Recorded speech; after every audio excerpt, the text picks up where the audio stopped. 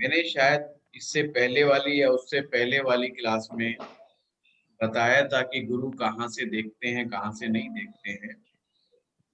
फिर भी और आसान टेक्निक से मैं बताने की कोशिश करता हूँ। गुरु को दो पार्ट्स में डिवाइड कर रहा हूँ, पराविद्या के गुरु और एक अपराविद्या के गुरु। तो हमारी चर्चा चल रही है गुरु के ऊपर। गुरु को दो पार्ट्स में हम डिवाइड कर रहे हैं।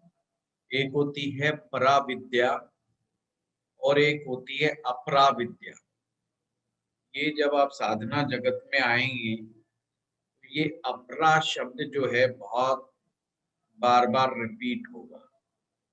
जैसे अपरा शक्तियों का प्रभाव होना, ये परा क्या है और अपरा क्या है, इसको हमें समझना होगा।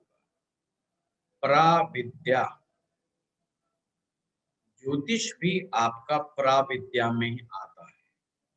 पराविद्या वो है जो आपको मोक्ष की तरफ लेकर के जाती है, जो जीवन में आपके एक प्रकाश उत्पन्न करती हैं, आपको इल्यूजन से ट्रुथनेस की तरफ लेकर के जाती है। मैं ज्योतिष को पराविद्या में इसीलिए कैटेगरी में डालता हूँ क्योंकि ज्योतिष भी वही करता है जो कि पराविद्याओं का ऑब्जेक्टिव होता है। पराविद्या में जैसे गीता का ज्ञान, शास्त्रों का ज्ञान, पुराणों का ज्ञान, उसमें वो शास्त्र और उपनिषद जो इंसान को जीना सिखाते अच्छी तरह से, और सनातन परंपरा का जो मकसद है मोक्ष की तरफ जाना, उसके ज्ञान को बताते हैं। ये सब पराविद्या है। तो एक होते हैं पराविद्या के गुरु। अब अपराविद्या क्या होती है? अपराविद्या वो विद्याएं हैं जो हमारे मन वांछित फल को प्राप्त करने के लिए सत्य और असत्य का विचार ना करते हुए केवल और केवल अपने स्वार्थ पूर्ति के लिए की गई मंत्र साधनाएं या किए गए प्रयोग अपरा विद्याओं में आते हैं। जैसे टोना टोटका, किसी के ऊपर कोई गलत तंत्र प्रयोग कर देना, किसी के ऊपर भूत बाधा छोड़ देना, ये जो विद्याएं हैं ये बहुत छोटी विद्याएं इन्हें कहा गया है। हमारे आर पार, हमारे एटमॉस्फेयर में कुछ ऐसी आत्माएं विचरित करती हैं मृत्यु उपरांत, जिनके अपने कर्मास बहुत अच्छे नहीं होते और जिन्हें भूत योनि प्राप्त हो जाती है। तो कुछ तांत्रिक कुछ विशेष विद्याओं का उपयोग करके उन आत्माओं को अपने पास बंदी बना लेते हैं और उन बंदी आत्माओं से वो जो चाहे वो काम करवाते हैं। अक्सर देखने में आया है ये लोग अपने धन कमाने के लिए कभी कभी व्यक्ति विशेष पर ये छोड़ देते हैं, जिससे उस व्यक्ति का मानसिक संतुलन बिगड़ जाता है और उस बेचारे का जीवन बहुत कठिन परिस्थितियों में पहुंच जाता है। इन विद्याओं में कुछ ऐसे प्रयोग भी हैं जो अक्सर हम अपने ऊपर से समस्या के निवारण हेतु उन विशेष सामग्री को कहीं पर छोड़ आते हैं और बाई चांस किसी अन्य व्यक्ति का पांव आ जाए या वो बेचारा उस चक्कर में फंस जाए तो भी वो समस्या में फंस सकता है। अब ये सारी विद्याएं, चाहे इसके बारे में जितना मर्जी बोला जाए, इसका एक लाइन में हम ये कह सकते हैं, अपने संकट को खत्म करने के लिए दूसरे को संकट में डालना, अपनी स्वार्थ पूर्ति के लिए, अपने उल्टे सीधे उद्देश्य की पूर्ति के लिए किसी को बलि का बकरा बनाना, ये इस विद्याओं में आता है। पर ये आपको सत्य के मार्ग पर नहीं लेकर के जाता, ये आपको मोक्ष के मार्ग पर नहीं लेकर के जाता, ये आपको मुक्ति के मार्ग पर नहीं लेकर के जाता। इसीलिए हमारे समाज में एक कहावत प्रचलित है, ये जो काली विद्याएं करने वालों की वंश वृद्धि नहीं होती, या उनकी मृत्यु अच्छी नहीं मानी गई है।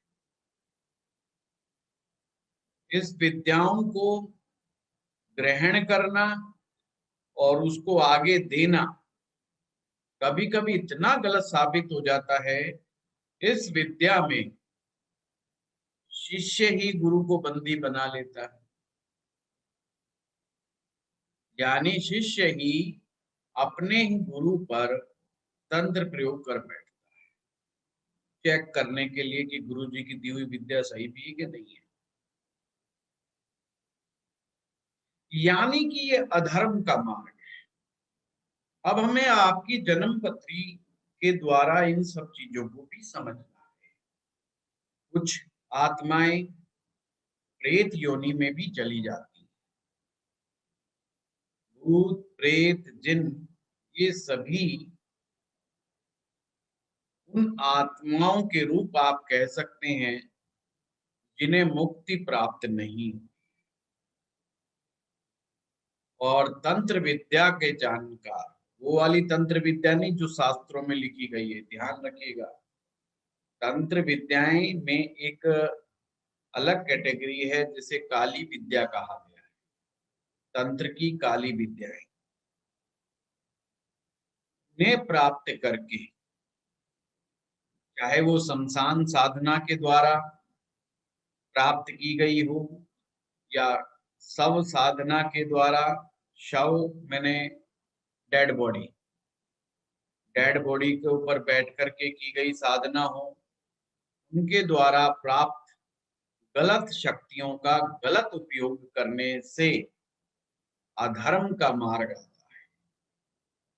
वो व्यक्ति कभी कभी स्वयं भी मानसिक रूप से विक्षिप्त हो जाता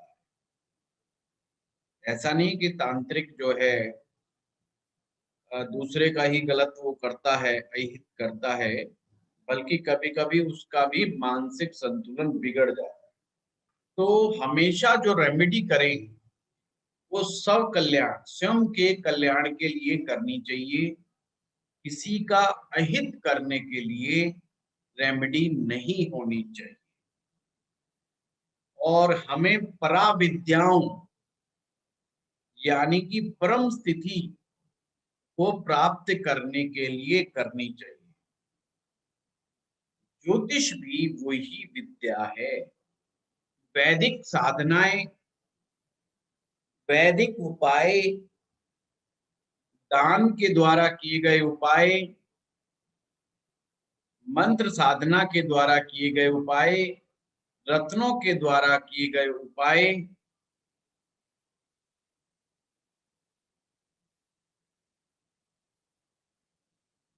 और वनस्पतियों के द्वारा किए गए उपाय सब उत्तम उपाय माने जाते हैं। उपवास बहुत ही उत्तम उपाय माना गया है। अब इन चीजों को हमें कैसे समझना है? हमारे 9 ग्रहों में भी 2 गुरु हैं। एक हैं गुरुदेव बृहस्पति, जिन्हें की परा विद्याओं का मालिक कहा गया है, यानी हमें मोक्ष के मार्ग पर चलने का ज्ञान देते हैं। दूसरे हैं शुक्र ग्रह, जो अपरा विद्या का ज्ञान देने में सक्षम है। अगर आप अपनी जन्म पत्री में जीवन चार्ट को देखें, किसी का शुक्र यदि अष्टम भाव में है या अष्टमेश शुक्र के साथ विराजमान है या अष्टमेश शुक्र पर दृष्टि देता है, तो उन्हें मंत्र तंत्र यंत्र का ज्ञान होता है। अब हमें इसे दो कैटेगरी में बांटना है कि वो शुक्र में भी क्या अपरा विद्या के क्षेत्र में जाएगा, क्योंकि शुक्र को भी दो पार्ट्स में बांट दिया है। एक तो अपरा विद्या का मार्ग है, दूसरा है अपरा विद्या को सही मार्ग, गलत नहीं मानना। तो कह रहे जो हो रहा है ठीक है, उसका विरोध नहीं करना। जैसे शुक्राचार्य देव दानव के युद्ध में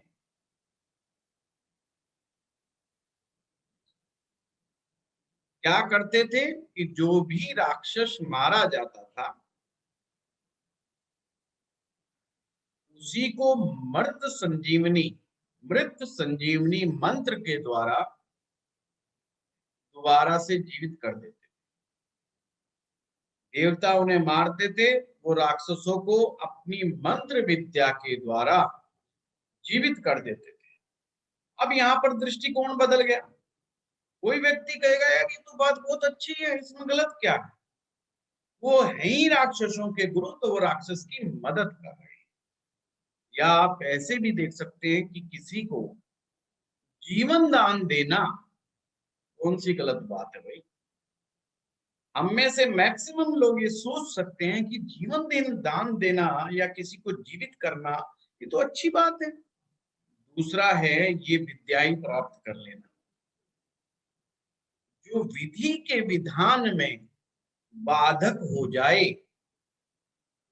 विधि के विधान में जो विद्या बाधा बन जाए, वो सभी की सभी अपरा विद्या के क्षेत्र में आती है, और उनके जो मालिक हैं वो शुक्र ग्रह है। तो हमारे हाथ में है कि इस समय हम मंत्र विद्या को सीख रहे हैं, मंत्र विद्या के स्टेप्स को सीख रहे हैं। तो हमें पहले से ही डिसाइड करके चलना पड़ेगा कि हमने किस मार्ग को चुनना है। देखिए मैंने दोनों में ही बताया, एक असत्य का मार्ग है जो मुक्ति नहीं देता, एक सत्य का मार्ग है। सत्य का मार्ग का मतलब है आप स्वयं प्रकाशित हो रहे हैं, आपके अंदर एक लाइट आ रही है, या आपके अंदर एक प्रकाश आ रहा है जो आपको मुक्ति का मार्ग बताता है। ये कोर्स जो है आपको ज्योतिष विद्या से भी 4 कदम ऊपर लेकर के जाता है, यानी कि स्टेप, एक और स्टेप वो आपको ऊपर लेकर के जाता है। यानी कि आप ज्योतिष से भी ऊपर उठ करके देखने लगेंगे। एक आपको नया आयाम मिलेगा इस कोर्स के बाद कि ज्योतिष से भी ऊपर कुछ है। उस मार्ग की, जिस कोर्स को आप कर रहे हैं, इसकी प्रैक्टिस जरूरी है। बिना प्रैक्टिस के ये कोर्स शून्य है, यानी इसका कोई लाभ नहीं होने वाला। आप अगर सोचते हैं कि आप अपने क्लाइंट को बता करके पैसे कमा लेंगे, उससे कुछ नहीं होने वाला। क्लाइंट को कोई लेना देना नहीं है कि आप वो मंत्रों को कैसे सही करेगा, कैसे उसको उसकी क्रियाओं से गुजारेगा, उसको कैसे उसका शुद्धिकरण करेगा, फिर वो साधना करेगा, किसी को जरूरत नहीं। ये जो कोर्स है शुद्ध रूप से आप लोगों के लिए है, ताकि हम ज्योतिष का अच्छे से उपयोग कर सकें। क्योंकि अक्सर क्या देखा गया है ज्योतिष के क्षेत्र में जब वो जाते हैं लोग और पूरा ज्ञान नहीं लेते, तो उन्हें छोटी विद्याएं आकर्षित बहुत करती हैं कि कोई हम ऐसा मंत्र उपयोग कर लें जिससे लोग भीड़ लगा लें, जैसे भूत उतारने का मंत्र पढ़ लें, प्रेत बाधा को समाप्त करने का मंत्र पढ़ लें, किसी की नजर उतारने का मंत्र कर लें। पहली बात बता दूं, ये साधनाएं बहुत आसान है जिनके मैंने नाम लिए। नजर दोष उतारने का मंत्र है या ये उतारने, भूत प्रेत उतारने के मंत्र हैं, इसमें ज्यादा मेहनत नहीं है, ये बल्कि बहुत आसान है और बहुत जल्दी सिद्ध हो जाती है। क्योंकि जो आत्माएं आपके चारों तरफ हैं, उन्हें शरीर की आवश्यकता है। अब सही मार्ग से उनको शरीर नहीं मिल रहा, और आप लोग क्या करेंगे कि किसी को शरीर प्रदान कर देंगे मंत्रों के द्वारा, उसकी तो मौज हो गई, उसको खाने पीने को भी बढ़िया बढ़िया मिलेगा, तो उसकी जो पूर्ति होने लगेगी। जो भूख प्यास से वो त्रस्त रहते हैं, वो उनको शांति मिलेगी। वो तो खुद तैयार बैठे कि कोई मंत्र पढ़े और हमारे द्वारा फिर वो किसी और के ऊपर चढ़ाए उतारे, तो उनको भी आनंददायक स्थिति। तो इसलिए वो ज्यादा परीक्षाओं के चक्कर में नहीं पड़ते, बस कोई पढ़ दे मंत्र, हो जाएगा। कई मंत्र तो ऐसे हैं जो मात्र 21 बार भी पढ़ देंगे तो उसी से काम हो जाता है, इतना जल्दी काम करती है। एक तरफ आपके में वैदिक मार्ग है, जो लगे रहो साल भर, 2 साल भर, 3 साल भर, और रिजल्ट ही नहीं आ रहे। तो इसीलिए ज्योतिषी लोग भी क्या करते हैं, कई बार गलत मार्ग को पकड़ लेते हैं, जिससे उनको उनकी पावर बढ़ जाए। तो आजकल एक टेक्निक चल रही है, माइंड रीडिंग कोर्स। उसके मन में क्या चल रहा है, जो मन में सोचता है वो लिख देते हैं कि यही तुम्हारे दिमाग में चल रहा है, तो कहेंगे हाँ जी बहुत अच्छा। इसके लिए भी साधना करनी पड़ती है, ये मैं बता दूं। चलिए हम अपने वापस विषय पर लौटते हैं। अब आपको आपकी जन्म पत्री में D24 चार्ट को देखना है। D24 चार्ट, जिसे सिद्ध मानसा चार्ट भी कहते हैं, सिद्धा मानसा, यानी जो बताता है हम किस चीज में सिद्धि प्राप्त कर सकते हैं। इसका सिंपल सा मतलब मैं आपको बता देता हूं। सिद्ध मानसा D24 चार्ट कि आपको जल्दी से जल्दी किस क्षेत्र में सिद्धि मिल सकती है। ये सिद्धा मानसा चार्ट आप बच्चों की पढ़ाई के लिए भी देख सकते हैं, उनके कैरियर को चुनने के लिए भी आप देख सकते हैं, और आप स्पिरिचुअल पाथ के लिए भी देख सकते हैं। अब हमने करना क्या है, अगर आप लोगों के पास अपने साधन है, आपकी अपनी कुंडली है जिसमें D24 चार्ट खोल सकते हो, तो साइड में खोल के रखिए, क्योंकि हाथ में फिर समझ में आ जाएगा। अदरवाइज कई बार फिर स्टूडेंट जो है पर्सनल मैसेज करते हैं कि साहब ये देखिए मेरा ठीक है या गलत है, तो यहीं पर पता लग जाएगा। सर बस मैं भी लेके आती हूँ, बस 1 मिनट। हाँ ठीक है, अगले रूम से ला। कोई बात नहीं, मुझे भी आराम मिलेगा। गुरुजी प्रणाम। T24 क्या चतुर्विंशम चार्ट है? हाँ वही वही। थैंक यू गुरुजी। ये संस्कृत में कहते हैं चतुर्थ विशांश कुंडली। सबके पास सॉफ्टवेयर है तो D24 लिखा होता है, तो मैंने कहा चलो D24, पर जो पुराने सॉफ्टवेयर है उसमें संस्कृत के ही नाम दिए गए। पर अगर आप साउथ इंडियन की बुक्स पढ़ेंगे तो सिद्धा मानसा लिखता है। गुरुजी एस्ट्रोसेज में भी है ये? नहीं मुझे नहीं मालूम है। मैं सभी को एक चीज बताना चाहता हूँ, मैं एस्ट्रोसेज इस्तेमाल नहीं करता हूँ। कई बार विद्यार्थी मुझसे पूछते हैं एस्ट्रोसेज के बारे में, तो मुझे उसका ना के बराबर ज्ञान है। हाँ, जगदीश जी षोडश वर्ग के अंदर है। जितना भी ज्ञान प्राप्त है मुझे एस्ट्रोसेज के बारे में, वो आप ही लोगों का दिया गया ज्ञान है। वो ज्ञान मेरा बिल्कुल उधारी ज्ञान है। एस्ट्रोसेज में है सर, षोडश वर्ग के अंदर चतुर्विंशांश। रत्ना जी मैंने तो कह दिया, वो मेरा सब अर्जित ज्ञान है ही नहीं। पर इन लोग को चाहिए ना, इनको बोल देती हूँ।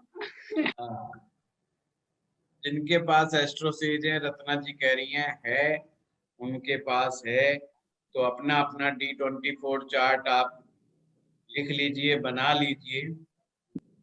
फिर हमने आज एक दूसरी टेक्निक भी करनी है। आ गई तो हम आगे बढ़े। हाँ जी सर। ठीक है, पहली बात तो ये जो D24 चार्ट है, इनका जो मेन ग्रह है वो गुरु माना जाता है। सबसे पहले तो आप ये देखें गुरु की क्या स्थिति है, और 3 राशियों को याद रखें। 3 राशियों को याद रखें, मेष, सिंह और धनु। मेष, सिंह, धनु, ये 3 राशियों को याद रखें। धर्म त्रिकोण वाली राशियां, जो फर्स्ट त्रिकोण है, धर्म त्रिकोण जिसे कहते हैं, मेष, सिंह, धनु।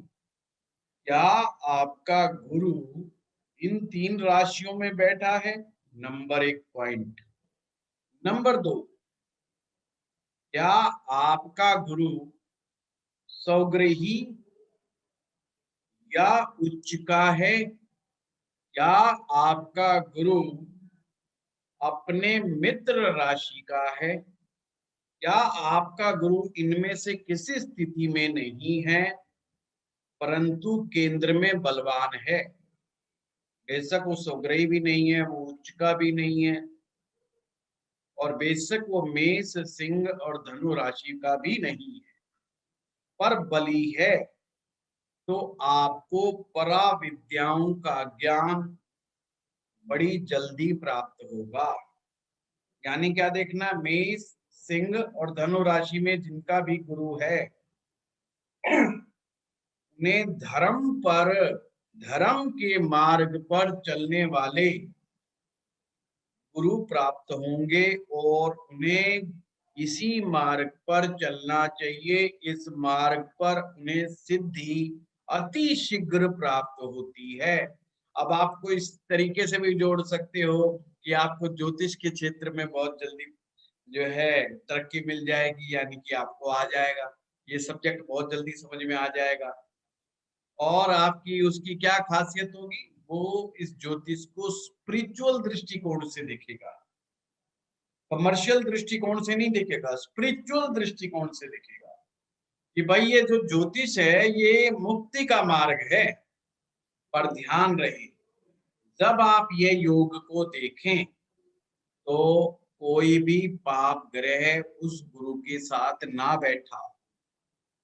मान लीजिए आप में से कोई कहता है जी मेरा तो मेष का गुरु है, पर ये नहीं कि उसके साथ कोई राहु केतु इकट्ठे बैठ गए हों या कोई पाप ग्रह बैठा हो, तो वो ऐसा नहीं होना चाहिए। जिनका गुरु नीच राशि में हो और छठे, 8वें, 12वें भाव में हो, उन्हें या तो ये ज्योतिष विद्या प्राप्त नहीं होती। ये ज्योतिष विद्या जब मैं कहूं तो आप इसे पराविद्या समझना। पराविद्या में गीता का ज्ञान भी आता है, भगवत ज्ञान भी आता है ना, अपने शास्त्रों का ज्ञान भी आता है, मोरल जो नैतिक ज्ञान होता है वो ज्ञान भी आता है। यानी मैंने बताया गुरु नीच का हो, छठे, 8वें, 12वें में बैठा हो, या तो वो इनकी तरफ झुकाव ही नहीं रखता है, और अगर आ भी जाए तो बीच में बार बार इस विद्या को छोड़ता है, पकड़ता है, छोड़ता है, पकड़ता है, और बहुत बहुत विलंब के साथ, बहुत बहुत प्रैक्टिस करने के बाद उसको ये विद्या समझ में आती है। जैसे आप देखते हो कि ना, हमारी क्लास में से कुछ स्टूडेंट छोड़ के भाग जाते हैं, और फिर कुछ समय रुकने के बाद फिर घूम फिर करके आते हैं, या फिर वो कभी किधर भागते कभी किधर भागते फिर घूम फिरते हैं। तो ये समझना उनके गुरु कहीं ना कहीं D24 में कहीं ना कहीं गड़बड़ी के शिकार हैं। इवन इससे आप उम्र का पता भी लगा सकते हो कि कब उनकी कुंडली में पराविद्या की तरफ रुझान पैदा होगा। अगर मान लीजिए उनका गुरु बहुत ही अच्छी स्थिति के अंदर है, धर्म त्रिकोण में भी है, बलवान भी है, या तो 8वें वर्ष की आयु में या 16वें वर्ष की आयु में उनका ध्यान इस चीजों में आ जाता है। जैसे आप कुछ बच्चों को देखते होंगे ना, बेचारे बड़े धार्मिक प्रवृत्ति के हो जाते हैं, बड़ा भगवान की तरफ उनका ध्यान होता है, या उन्हें रामायण में बड़ी दिलचस्पी होती है, या भगवान में दिलचस्पी होती है। छोटी सी उम्र में वो बेचारे भक्ति मार्ग पर चलना शुरू कर देते हैं ऑटोमेटिक अपने आप ही, चाहे परिवार के संस्कार हो या ना हो। उसके बावजूद वो उन्हें थोड़ा धार्मिक चीजों में, नैतिकता के गुणों में, उनके नैतिकता के गुण बड़े बढ़ते चले जाते हैं। पढ़ाई की तरफ, शिक्षा की तरफ, गुरुओं के प्रति बड़ा ध्यान उनका जाता है। तो D24 चार्ट में गुरु का बहुत ज्यादा महत्व है। ये चीज सभी को समझ में आ गई? So simple. आप सभी ज्योतिष के विद्यार्थी हैं और मुझे नहीं लगता ये छोटी सी बात नहीं समझ में आ रही।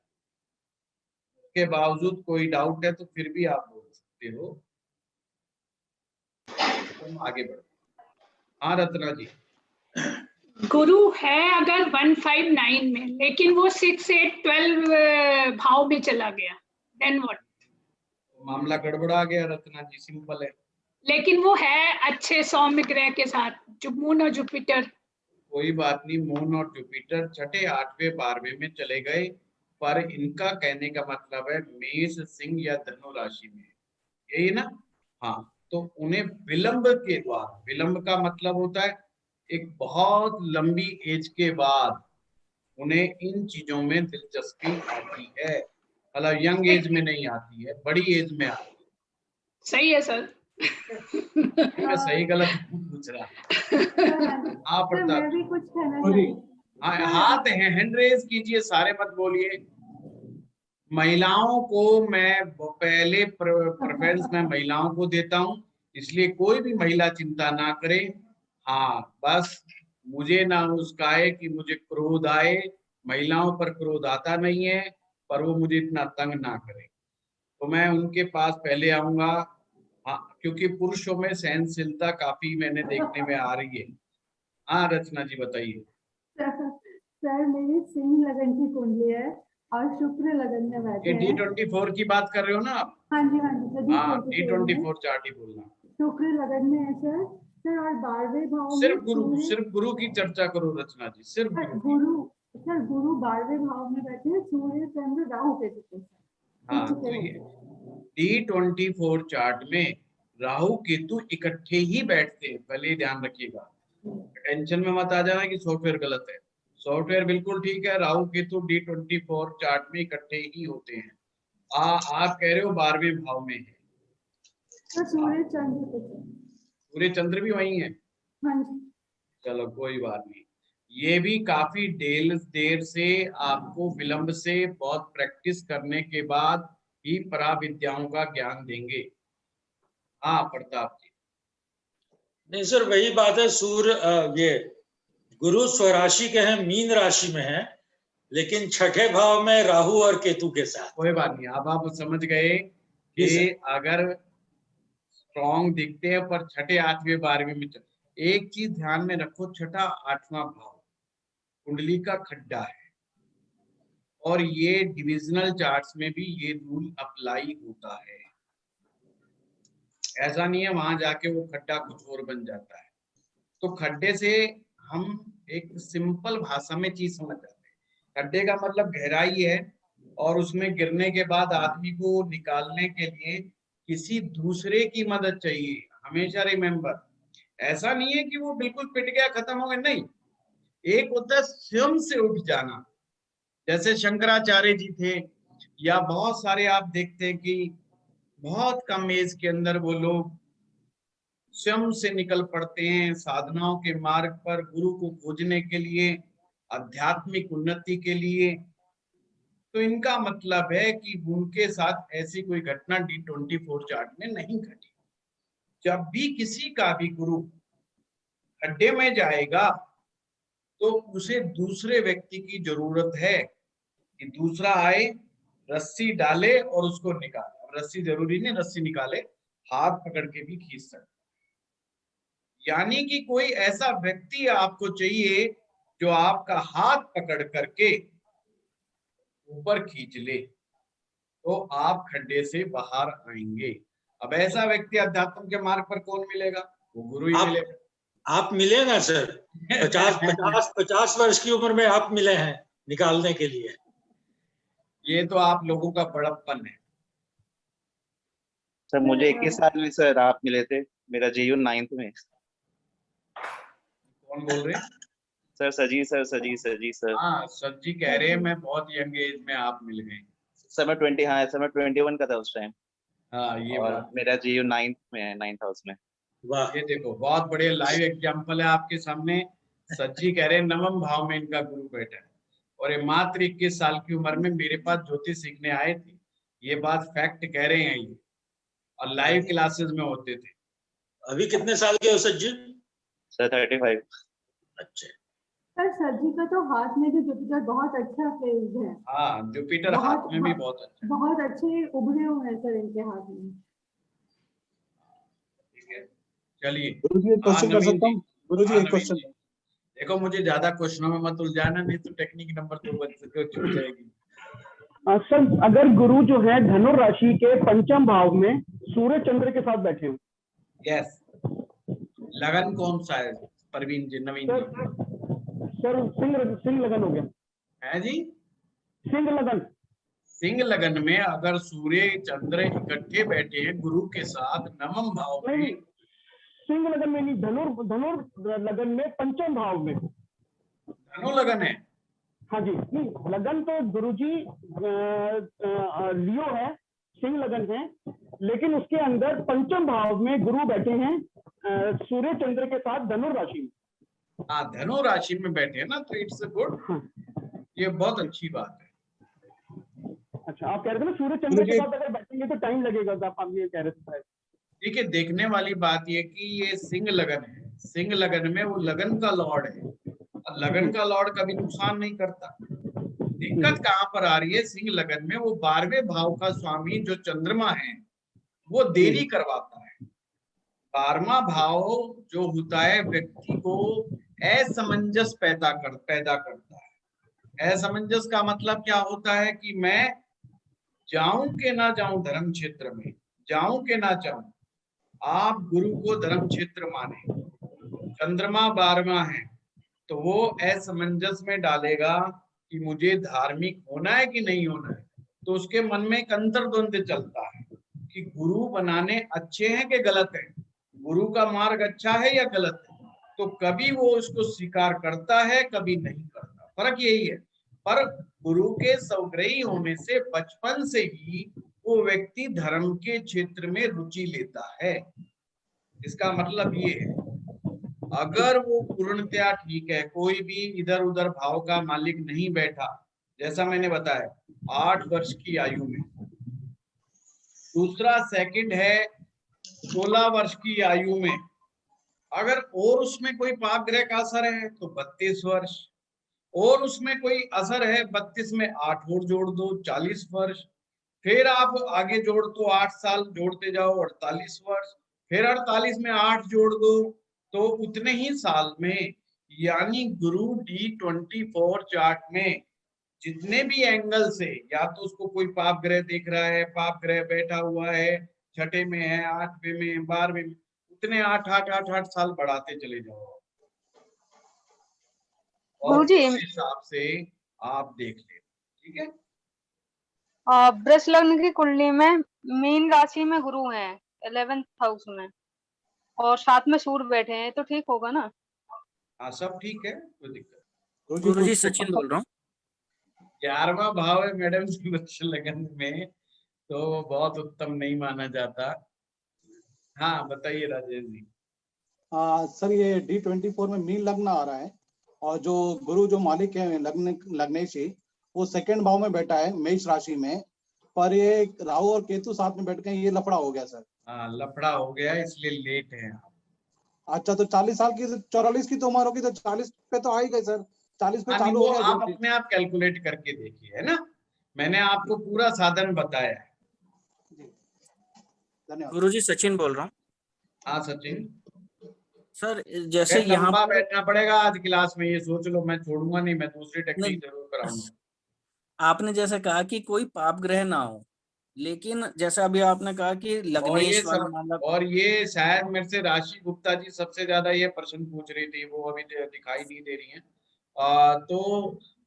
मैं उन्हीं के लिए क्लास में आज ये चीजें लेकर के आया हूँ। 3-4 लोगों ने और पूछा था प्रश्न, तो उसके लिए भी लेकर आया। आप बताइए सचिन।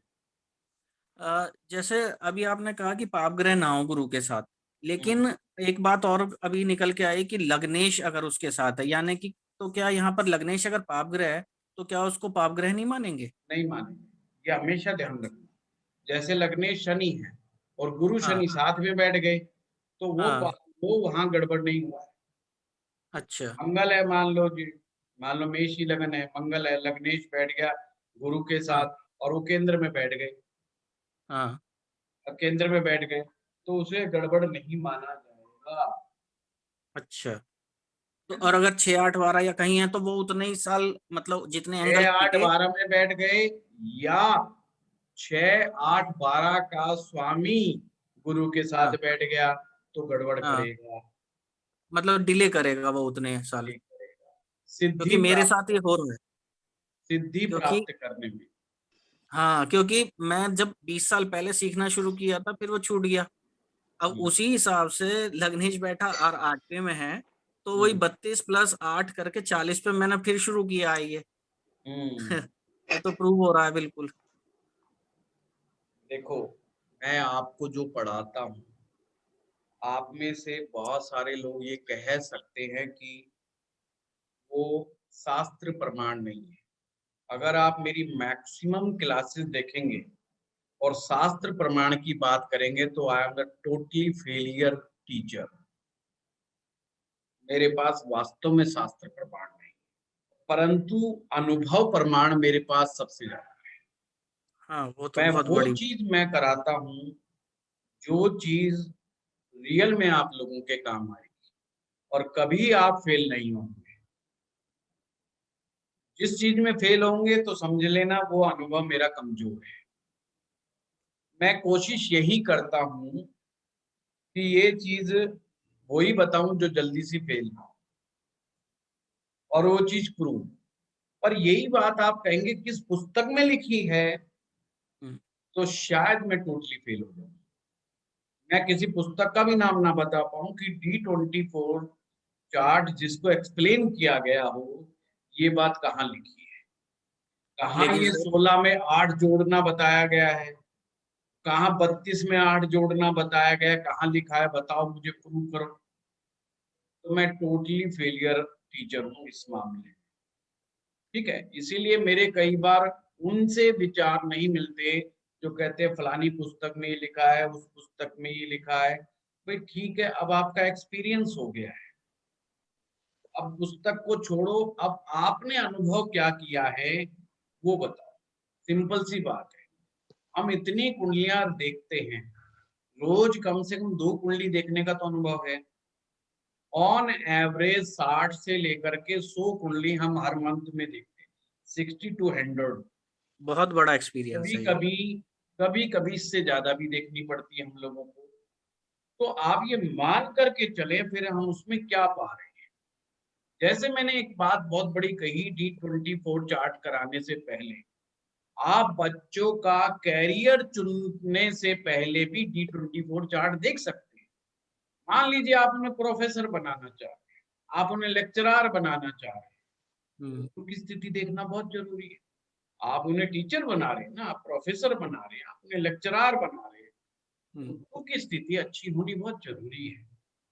गुरु जितना अच्छा होगा वो नामी गिरामी टीचर कहलाएगा, वो बहुत निकल करके आएगा सामने, क्योंकि उसके पास गुरु ग्रह की जो रश्मियां हैं उसको नेचुरल प्राप्त हुई है, नेचुरली प्राप्त हो गई है, उसके लिए उसको प्रयास नहीं करना पड़ रहा। जिनके गुरु थोड़ा सा दाएं बाएं हैं उनको प्रयास करना पड़ेगा, ठीक है ना। जैसे सज्जी कह रहा है वो 21 साल में, मुझे दीक्षा मिली 17-18 साल की उम्र होगी, मुझे एग्जैक्ट याद भी नहीं है सच बताऊं कौन से सन में, पर इतना पता है कि मैं +2 पास किया था और मैंने अगले साल दीक्षा ली थी, तो शायद मैं मान के चलता हूँ 18-19 से ज्यादा का नहीं था, तो वो मुझे एग्जैक्ट याद भी नहीं है, सोचिए आप। तो जब मैं D24 चार्ट के अंदर ये देखता हूँ तो वो मुझे चीज याद समझ में आती है कि मैंने जिंदगी में टीचिंग में मैं खुश क्यों। मैं इंजीनियर बना तो पहली जॉब मेरी एज ए टीचर, कुछ समय मैंने फैक्ट्री में बिताया, उसको मैं बहुत गड़बड़ समय मानता हूँ, सीखा जरूर वहां से बहुत कुछ, मेटेरियलिस्टिक चीजों के बारे में सीखा, पर जैसे ही मैं पढ़ाने के क्षेत्र में आया मुझे आत्मिक शांति बहुत मिली। ऐसा क्यों? तो जब मैं ये अपने क्यों के सवालों के जवाब में देता हूं तो पाता हूं D24 चार्ट सबसे ज्यादा एक्यूरेसी के साथ इस मेरे क्वेश्चन का आंसर देता। तो गुरुजी एक चीज ये है कि जैसे मुझे भी गुरु दीक्षा 21 साल के आसपास मिली, तो उसको हम किस चीज से देखेंगे उस समय कि इतनी जल्दी क्यों? गुरु दीक्षा मिलना वो मैंने आपको D20 चार्ट से बताया था, परंतु उसके मार्ग पर चलना वो D24 है। क्या हम चलेंगे नहीं चलेंगे भाई? मार्ग पे चलेंगे तो ग्रह सिद्ध हो रहा है ना, मार्ग पे चले ही नहीं। मान लीजिए आप गीता का ज्ञान की तरफ कोई इंटरेस्ट ही नहीं है आपका, हर कोई गीता गीता कह रहा है, पर हमने आज तक इतनी उम्र हो गई अगर पढ़ के ही नहीं देखी वन टाइम भी, तो इसका मतलब क्या है? इसका मतलब यह कि परा विद्याओं की तरफ हमारी कोई रुचि नहीं है। क्या हमें नहीं पता रामायण, बस ये याद है कि राम कौन था, रावण कौन था, ये युद्ध हुआ था। पर अगर हमें कोई कहे कि भाई सुग्रीव का भाई बाली था और हम कहें ये बाली कौन था, तो इसका मतलब हमें कोई रुचि नहीं है उस क्षेत्र की तरफ। तो यानी कि हमें पौराणिक उपनिषदों की स्टोरीज में भी कोई रुचि नहीं है। तो ये सब हम 24 से देखें। अब आइए अपराशक्तियां। अपराशक्तियों के लिए शुक्र ग्रह को देखें। यहाँ पर शुक्र ग्रह और राहु केतु ग्रह बहुत इंपॉर्टेंट हो जाते हैं और अष्टम भाव बहुत इंपॉर्टेंट हो जाता है। अगर शुक्र बलवान है और काम त्रिकोण की राशियों में है, काम त्रिकोण की राशियां आप सबको मालूम है 3, 7, 11, 3, 7, 11, ये काम त्रिकोण राशियां हैं। अगर शुक्र इनमें बैठा है और बलवान है तो उसे ऑटोमेटिक तंत्र का ज्ञान, पर तंत्र का अच्छे वाला ज्ञान, ध्यान रखिएगा, तंत्र का अच्छे वाला ज्ञान, यानी कि वो तंत्र का उपयोग अपने कल्याण के लिए करेगा, आत्म उत्थान के लिए करेगा, पर उसके पीछे एक ऑब्जेक्टिव उसका अपनी मनोकामना पूर्ति भी होगा। जैसे कुंडलिनी तंत्र का ज्ञान प्राप्त करना, अपने कुंडलिनी चक्रों को जागृत करना, ऐसी साधनाएं करना जिससे हमें तुरंत फल प्राप्त हो जाए। पर वो साधनाएं जो होंगी देवी देवताओं की, पर उसमें आत्म कल्याण और तुरंत वो, उसमें ये नहीं होगा कि भाई किसी का भी वो ना हो, तो उसमें कई बार वो तांत्रिक मंत्रों का उपयोग करे, मैक्सिमम वो तांत्रिक मंत्रों का उपयोग करे।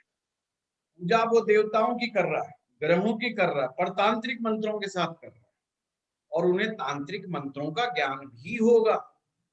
अब यहाँ पर अगर शुक्र अष्टम भाव में चले जाते हैं या अष्टमेश शुक्र के साथ आ जाता है या राहु केतु अष्टम भाव में चला जाता है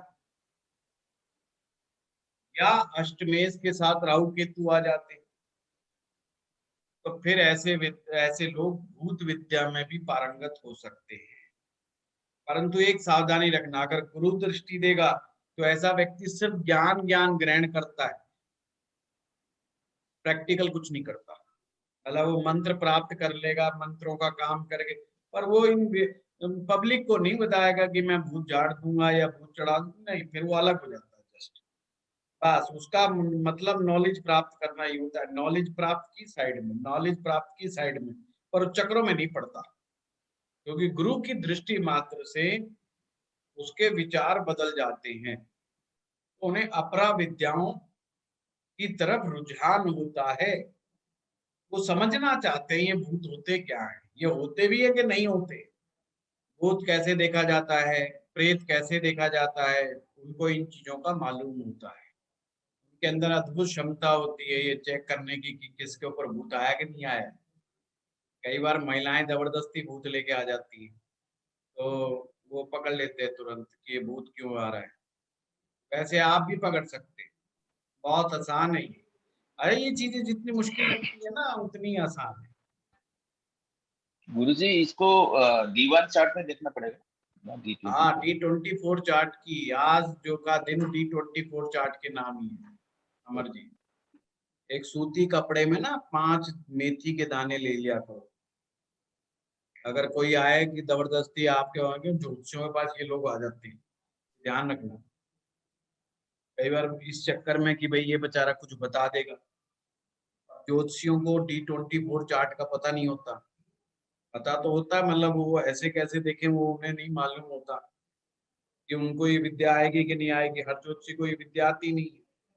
तो आपके लिए एक आम चीज बता रहा हूँ, 2 उपाय बताऊंगा आपको, जिससे पता लग जाएगा इसके ऊपर कुछ है कि नहीं है, किया कराया है कि नहीं है। 2 चीजें बताऊंगा, किया कराया का पता लगाना और भूत विद्या का। अच्छा, ये चीज मुझे किसी ने बताई थी, ये मैं बता दूं पहले। ये किस किताब में, ये मुझे भी नहीं पता, पर एक भूत प्रेत चढ़ाने और उतारने वाले ने ही बताई थी ये चीज मैं पहले बता दूं, क्योंकि मैं ऐसी खुद पुस्तकें नहीं पढ़ता हूँ, तो उनके द्वारा बता रहा हूँ। अब रिजल्ट क्या आते हैं मुझे भी नहीं पता। ये जो पहले वाले की उसी ने बताई थी कि मैंने कहा था कि अगर हाँ मेरा ऐसे लोगों से पता नहीं क्या हिसाब किताब है, वार्तालाप या मिलना मुलना हो जाता है, कई बार जीवन में हुआ है। आजकल तो नहीं होता है, पिछले 3-4 सालों से मुझे कोई ऐसा नहीं मिल रहा है, पर पहले की जब मैं खोज करता रहता था ऐसे लोगों की, उस समय मिले थे। और बटा वो वास्तव में ऐसा ही था, मतलब वो ऐसे खाली फंड नहीं मार रहा था, कर देता था, जादू टाइप दिखा देता था। तो कहने का मतलब वो कहता थी सूती कपड़े में 5 मेथी दाने, 5, केवल 5 ही, केवल 10-15 मत कर देना, 5 मेथी दाने आप रख लो और उसको गांठ बांध लो और उसको भिगो के रखो, देर के लिए भिगो लो। कोई आपके सामने आके कहता है जी मेरे अंदर सवारी आती है, अच्छा ये गांव के लोगों की भाषा भी समझ लो, वो है ना शॉर्टकट में कहते हैं सवारी आ गई। सवारी आने का मतलब ही वो कहते हैं कि हमारे अंदर कोई आत्मा आती है। हम शहर के लोग भूत का नाम लेते हैं, पर वो गांव के लोग कहते हैं सवारी आना। सवारी का मतलब कोई सवार हो जाए उसके अंदर। एक तो ये बता दूं जिसके अंदर रियल में भूत आता है ना, अब देखिए कि अगर एक जैसे मेरा कुर्ता है, अब इस कुर्ता ये मेरे साइज का है, सिंपल सी बात है। अब इसमें कोई दूसरा भी घुसने की कोशिश करेगा तो कुर्ता फटेगा कि नहीं फटेगा। अब इसमें तो आने से रहा दूसरा आदमी, सिंपल सी बात है। अब ये बात है, ऐसे ही आपका शरीर है, अब उस शरीर में कोई दूसरा घुसता है, घुसता सूक्ष्म रूप से, ये ध्यान रखिए, पर उसको ना ऐसा फील होता है जैसे कोई एक डबल बोझ आ गया। जैसे एक 60 किलो का आदमी है, उसके ऊपर उसको लगता है कि यार ये 10-20 किलो और मेरे ऊपर बोझ पड़ गया है। वो जब चलता भी है तो उसको लगता है कि किसी को पीठ पे लाद के चल, तो उसको बोझ बहुत फील होता है। और जरूरी नहीं है भूत जिस पे आता है वो हमेशा चीखता चिल्लाता रहता है, या वो ये भूल जाता है ये फलाना आदमी कौन है, फलाना सब कुछ उसको पता है, घर का कौन सदस्य। जैसे आदमी को मिर्गी के दौरे आते हैं ना, जो बेचारा करता है ऐसे ऐसे, तो ऐसे ही जब उसका टाइम पीरियड होता है स्पेसिफिक, वो कब होता है वो किसी को नहीं पता, जब वो चीखता चिल्लाता है या कोई भी हरकत करता है। पर वो अक्सर कई बार वहां ज्योतिषी के सामने भी ले आते हैं, तो ज्योतिषी को क्या करना चाहिए, तुरंत ये 5 मेथी दाने अपने कटोरी में भिगो ले, और जो सूती कपड़ा, अगर वो उसके पानी ऐसे फेंकते हैं, उस मेथी वाले पानी को डालना है कपड़े से, ये कहीं वो कटोरी भर के फेंक दो ना उसके ऊपर, वो नहीं करना। सिर्फ अगर वो चिल्लाना शुरू कर दे उसी क्षण, अभी तक तो चुप बैठा था, तो समझ लेना भैया ये भूत बाधा है। और जिनके बस की बात नहीं है, हाथ जोड़ करके उन्हें भेज देना भैया, पंगे पुंगे मत करना।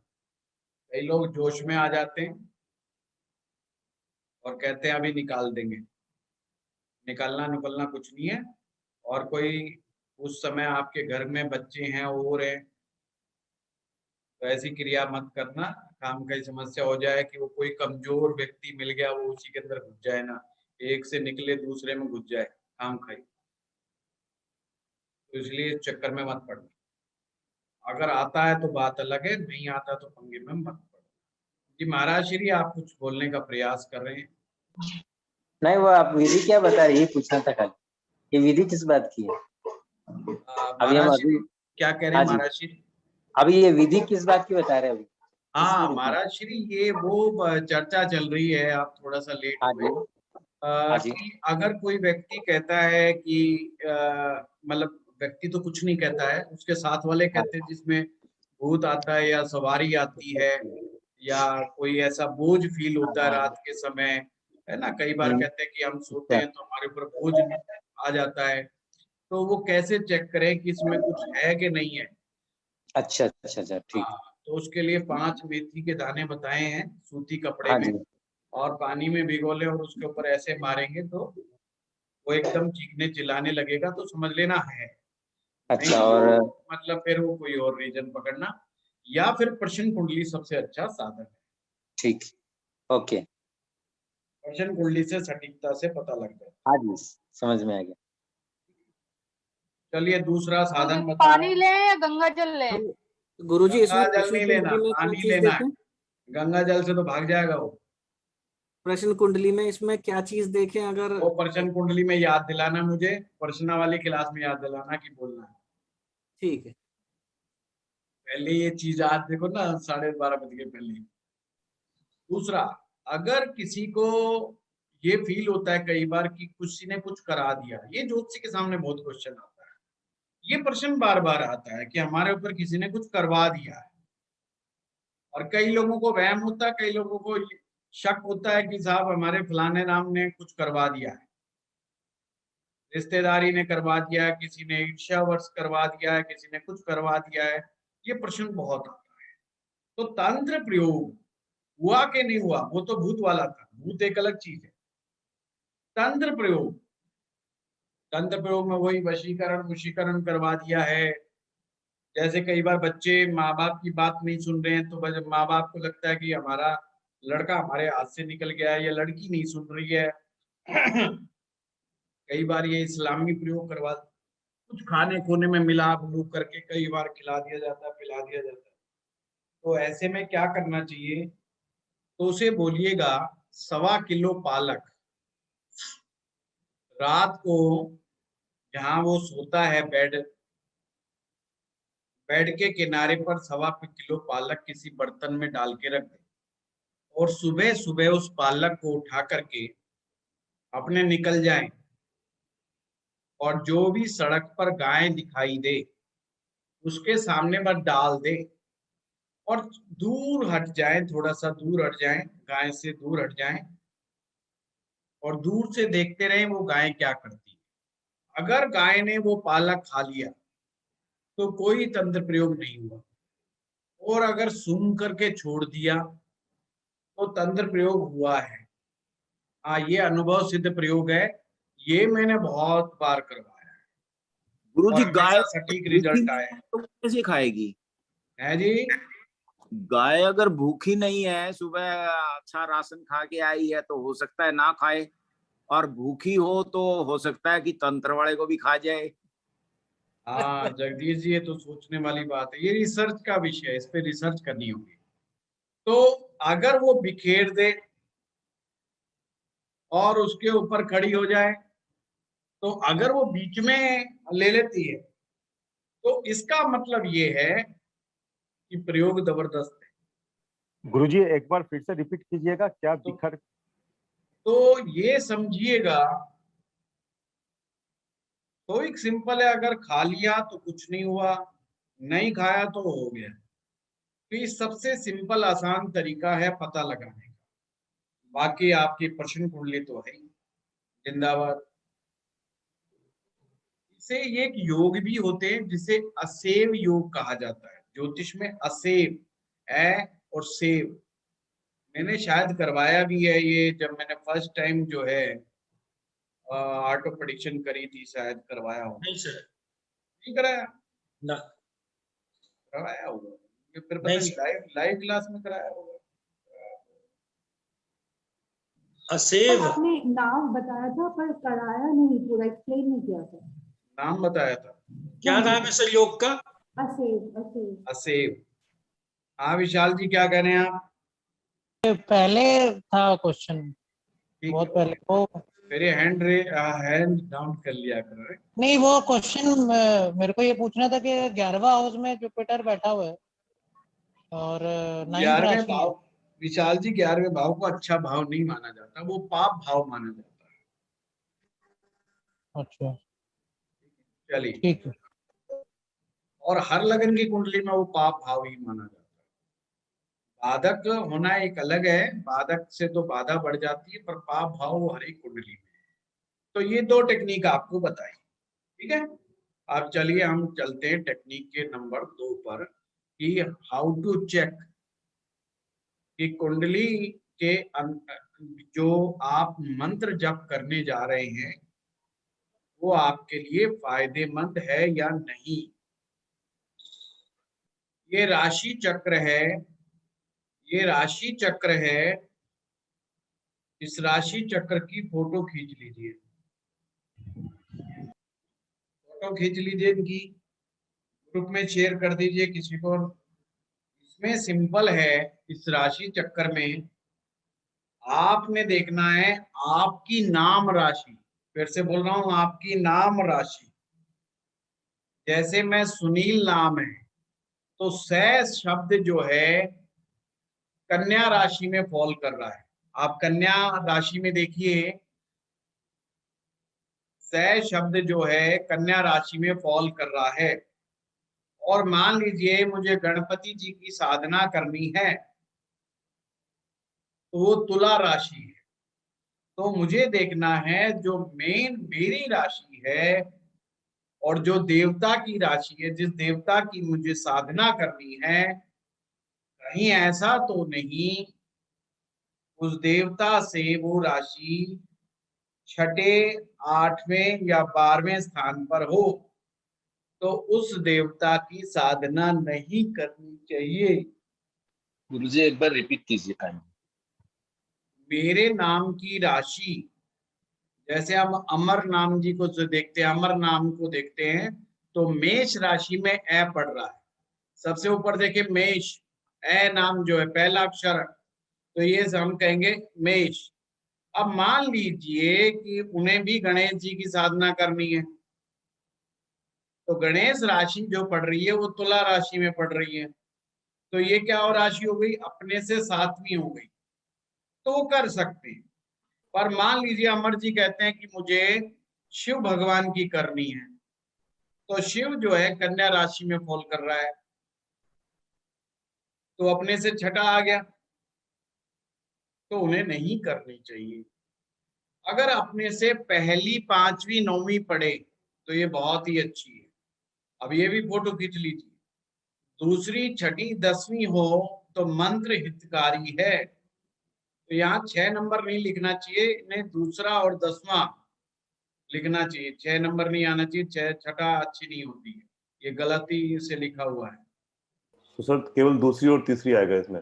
नहीं, केवल दूसरी और 10वीं, दूसरी और, ये गलत छपा हुआ। और 7वीं और 11वीं मंत्र पुष्टि कारक होता है। पुष्टि का मतलब होता है उसको देने वाला, पुष्ट कर देता है। 8वीं और 12वीं राशि मृत्यु पद होती है, पर्द होती है, मतलब मृत्यु देने वाली। ये सर 3, 7, 11 है या 3 नहीं लेंगे? सिंपल है, 6ठी, 8वीं, 12वीं नहीं लेनी। 1ली, 5वीं और 9वीं अति उत्तम है।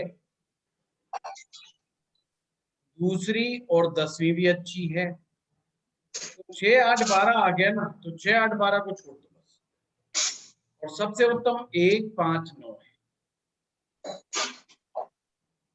पर ध्यान रखिएगा, जो मैंने कुलाकुल चक्र बताया था, या तो सिर्फ उसको लेके चलें या सिर्फ राशि चक्र को लेकर के चलें। दो चीजों को मिक्स नहीं करना कि कुलाकुल चक्र से भी चेक करें और राशि चक्र से भी चेक करें, ये मत करना। अब मान लीजिए आपका मन बहुत कर रहा है कि भाई मैं तो गणेश जी की साधना करूं या भगवान शिव की साधना करूं या किसी और देवता की साधना करूं, मन कर रहा है, मन में से एक अंतर तरंग आ रही है कि मुझे तो फलाने देवता की ही साधना करनी है।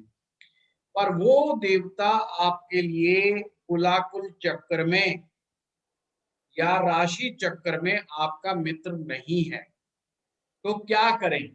उसका भी विधान दिया हुआ, उसका भी तोड़ दिया हुआ है। 3 बीजाक्षर याद रखें, ये बहुत इंपॉर्टेंट है, इसको याद कर लो दिमाग में। 3 बीजाक्षर, ह्रीम, श्रीम, क्लीम। ह्रीम, श्रीम, क्लीम। आप इनमें से कोई भी एक बीजाक्षर का पहले उपयोग करके सर एक बार ये मंत्र परिवर्तन कर सकते हैं। एक बार ये मंत्र ये तीनों दोबारा से बताना। मंत्र नहीं है, ये 3 अलग अलग हैं। ह्रीम, श्रीम, क्लीम।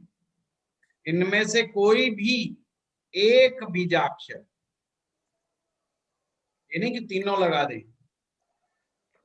कोई एक बीजाक्षर। जैसे मंत्र है रामाय नमः या कृष्णाय नमः, और मान लीजिए राम जो रै शब्द है वो आपके मित्र वर्ग में नहीं आ रहा या आपके कुल का नहीं है और आप राम जी की साधना करना चाहते हो, तो कैसे करोगे? इन 3 बीजाक्षर में से कोई एक बीजाक्षर, जैसे ह्रीम आगे लगा दो, ह्रीम रामाय नमः, ह्रीम रामाय नमः, ह्रीम कृष्णाय नमः। आपने सुसिद्ध मंत्र का ही जाप करना है। तो ह्रीम, श्रीम, क्लीम में से कोई एक पकड़ना। जैसे आपने देखा क्लीम जो है अपने ही, अगर कै शब्द का इस्तेमाल करते हैं तो अपने कुल से है, तो आप क्लीम लगाइए, क्लीम रामाय नमः, क्लीम रामाय नमः। अगर श्री है तो श्रीम रामाय नमः। ह्रीम माँ भगवती का बीज मंत्र है, श्रीम माँ लक्ष्मी का बीज मंत्र है और क्लीम मनोकामना पूर्ति बीज मंत्र है और भगवान श्री कृष्ण का भी ये बीज मंत्र है। इन 3 बीजाक्षरों का प्रयोग करके भी, मतलब उन्हें आगे लगा करके भी आप मंत्र का उपयोग कर सकते हैं। गुरुजी, अगर सपोज कोई आपने अपना राशि चक्र के हिसाब से कोई देवता देखा, 5, 1, 5, 9 में जो बैठे पढ़ रहे हैं, और आपने उनका मंत्र कोई आपने साधने की कोशिश करी, और साथ में क्या हम ये भी लगा सकते हैं फिर उसके आगे उसको और ज्यादा वो करने के लिए? हाँ बिल्कुल, वो आपने उद्देश्य को देखना जरूरी है। ठीक है। जैसे मान लीजिए आपने धन के लिए कोई करना है, तो धन वाले में आप श्रीम बीज मंत्र को अगर पहले लगा देंगे तो अति उत्तम है। अरविंद जी, आप कुछ कहने की कोशिश कर रहे हैं? नहीं, हो गया ठीक जी। मैंने यही कहना था कि कुछ ऐसे मंत्र हैं जहां 2-2 या 3-3 बीज मंत्र भी चलते हैं। हाँ हो गया, हाँ हाँ हाँ। चलिए, और किसी का कोई प्रश्न है? ये दूसरी टेक्निक पूरी हुई। D24 चार्ट की स्टडी करो, और देखिए इस कोर्स में आप हाथ की हाथ यानी साथ की साथ अपने नोट्स बनाएं। जो मेन इंपॉर्टेंट पॉइंट्स हैं उसको आप पॉइंटर से आप कोई निशान लगाएं कि हाँ ये मेन पॉइंट है आज की क्लास का, ताकि वो फिर आपके नोट्स ऐसे तैयार हो जाएं, कल को आप मंत्रों के बारे में जो विशेष बातें हैं वो आपको कम से कम याद रहे और आप अपने लिए उपयोग करें, और एक सिलेक्शन करें, सेलेक्ट करें चीजों को और उसके लिए आगे बढ़ें, बार बार एक्सपेरिमेंट करें, रियलाइज करें क्या अनुभव होता है क्या नहीं होता, उसके बारे में अपना नोट्स बनाएं, मुझसे बात करें कि मैंने फलां मंत्र का आरंभ किया, इतने दिन किया, मुझे ये अनुभव हुआ, अनुभव मुझसे बताएं, बजाय के स्टूडेंट आपस में शेयर करें। ये क्लास में मैं बिल्कुल भी आपको आज्ञा नहीं दूंगा कि आप कोई अपना अनुभव अलग से ग्रुप बना करके कोई शेयर करें, ये आप फंस जाओगे। कि मंत्र शास्त्र का नियम है अपने गुरु को छोड़ करके किसी अन्य व्यक्ति के सामने अपना अनुभव शेयर नहीं करना, चाहे वो अच्छा है या वो गंदा है, ताकि मैं आप लोगों को बता सकूं कि आप और क्या कर सकते हो, या सही कर रहे हो या गलत कर रहे हो, उस पॉइंट पर मैं आपका ध्यान दिला सकूं, बजाय क्योंकि ये ज्योतिष जैसा विषय है। मेरा तो यहाँ तक की मानना है कि अगर जो कुंडलियां आप ग्रुप में शेयर करते हो ये अच्छी बात नहीं है, पर आज के स्टूडेंट्स इस चीज को बुरा मानते हैं, वो सोचते हैं हमें रोका जा रहा है। ये रोकने के लिए नहीं, बल्कि बहुत सारी चीजें ऐसी होती हैं जो केवल और केवल अपने गुरु के सामने ही करनी चाहिए। हाँ, आप लोग क्या डिस्कस कर सकते हैं? आप सूत्र डिस्कस करें कि भाई राजयोग क्या होता है, आओ चलो इस पे डिस्कशन करते हैं। किस तरह से लक्ष्मी नारायण योग बनता है, आओ चलो इस पे डिस्कस करते हैं। या फला योग कैसा बनता है उस पे डिस्कस करें, उसकी टर्म्स एंड कंडीशंस क्या है, किस तरह से डिस्कस करें। और कई बार व्यक्ति जो अपनी कुंडलियां डिस्कस करता है वो उसी के लिए आने वाले समय में हानिकारक होने वाली है। ये फ्री में के चक्कर में हम कई बार फंस जाते हैं, ये ध्यान रखिएगा, क्योंकि जो फ्री में डिस्कशन कर रहे हैं पहली बात तो उनको आता नहीं, तो आपको गुमराह ही करेंगे, गलत सलत बता सकते हैं आपके बारे में।